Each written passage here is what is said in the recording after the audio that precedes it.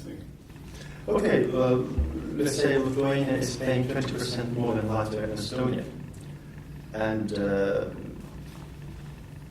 do you think that there is some way Lithuania can reduce its price paying the gas? Because we are paying possibly the most expensive price in Europe for gas.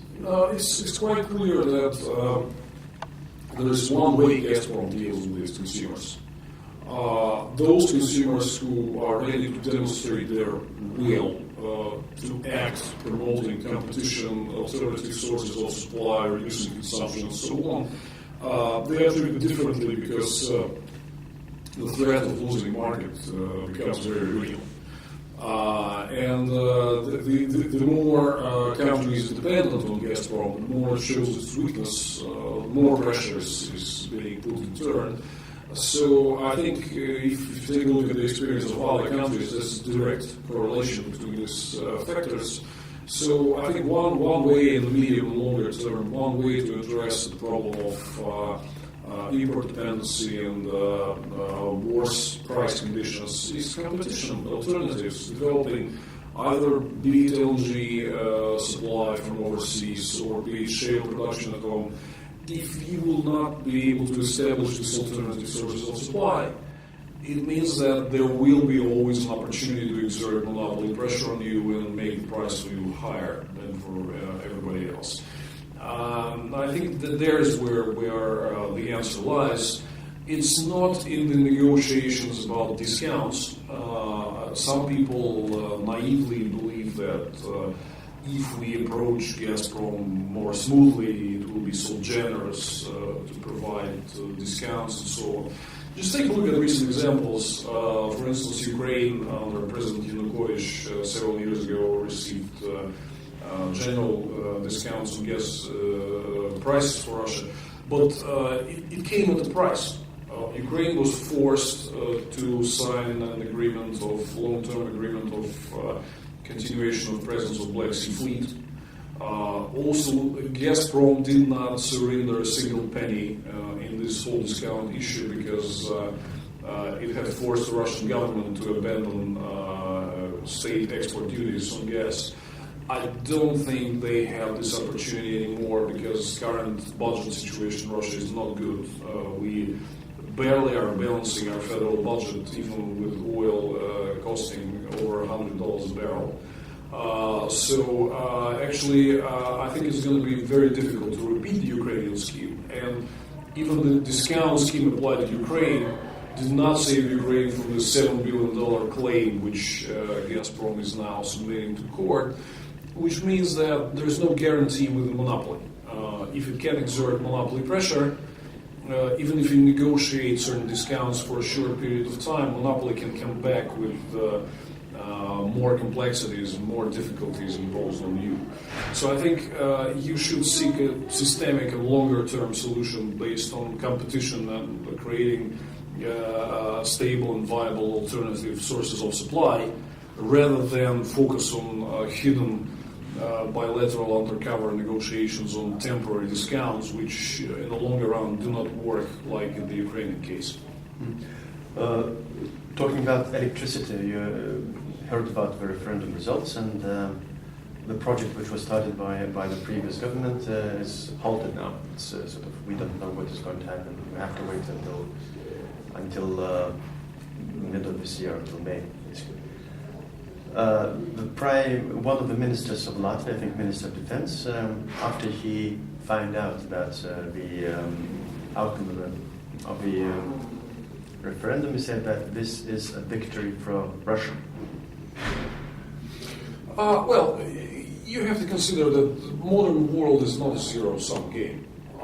And particularly, I think a lot of recent developments in many countries have shown that nuclear power is rapidly becoming an issue of the past. I'm sorry to sound a bit biased in this regard because I'm dealing for a long time with this issue professionally. I'm a very much anti-nuclear guy. I have absolutely equal attitude, be it Baltic nuclear power plant in Kaliningrad, Ostrovetsky in Belarus, or new Visaginas power station in Lithuania is just, to me, it's just throwing money away. Because nuclear power is extremely cost ineffective. Take a look at neighboring Finland. When they began constructing the Olkiluoto power station, they said they drew a very, very pleasant budget of 3 billion euros. Now it's well over 6, and it's up and running. There's virtually no end in sight. And they're planning for another plant? They are, but actually I have strong doubts that this will be commercially very effective. I think this is one of the cases where this geopolitical energy security considerations are interfering with normal economic logic. Basically, to put it simply, if you would be able to develop sufficient alternatives in gas supply, be it imported LNG, domestically produced shale gas, no one beats that. I mean, there's nothing in the world that can be compared by effectiveness with gas-fired power generation. Nothing. Nuclear energy, I mean, stands above the clouds as far as costs are concerned. Gas-fired power is far more effective than that. It's just that what you have to create is a framework which allows you to escape dependence on one source of supply, which would depress the prices down, keep them under effective market pressure and control. And if you create this alternative competitive environment in gas supply, I think gas-fired power generation, that is an option. It's also a very environmentally friendly option because the issue of nuclear waste is still fundamentally unresolved. No matter what anybody would say to you, is fundamentally unresolved.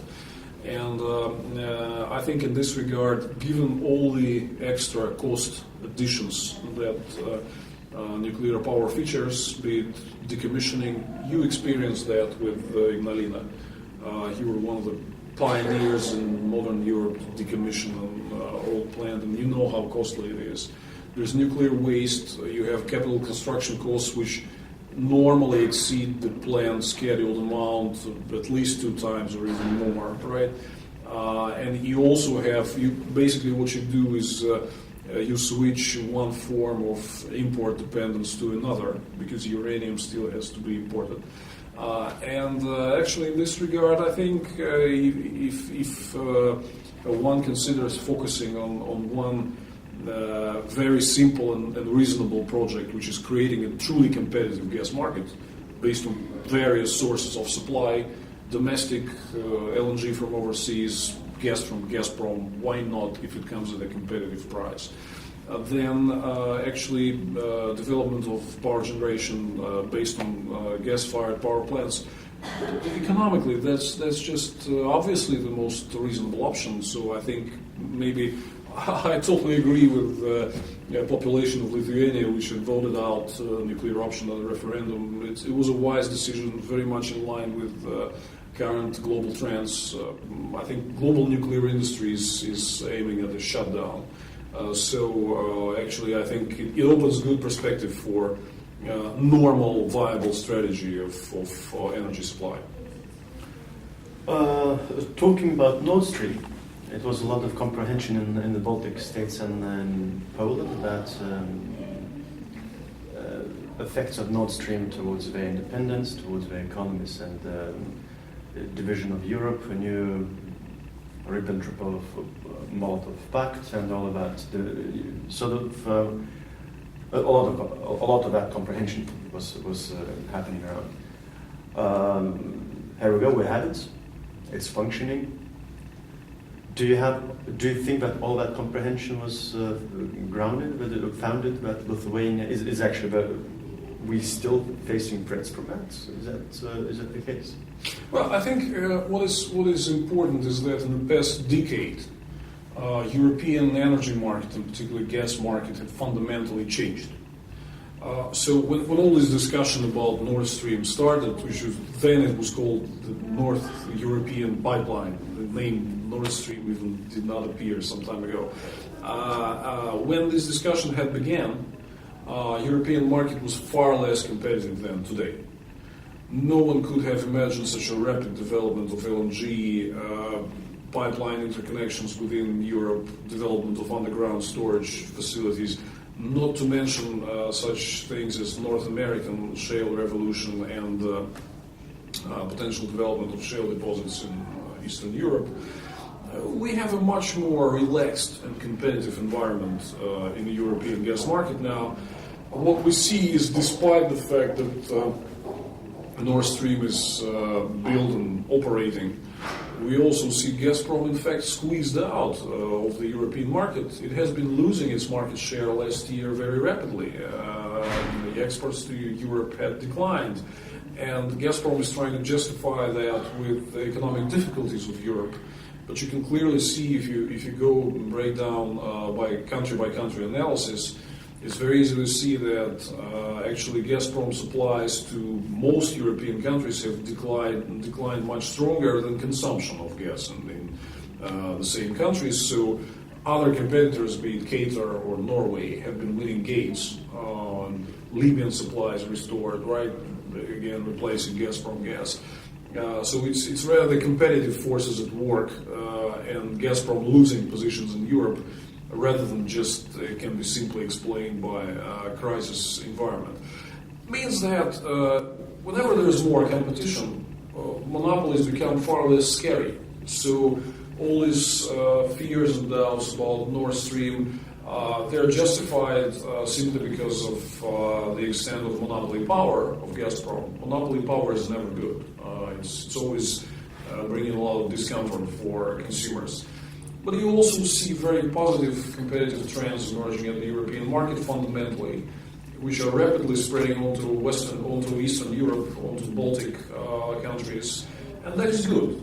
If they proceed with building competitive environment, all these negative effects of monopoly, dependence on Russian supplies and so on, I think it's for the strategic interest of Russia. I'm a Russian citizen. I'm very much interested in my country doing well in the international energy markets. I think it will be very healthy for our own national interest if we are to operate not in a monopoly environment where we can pressurize everybody and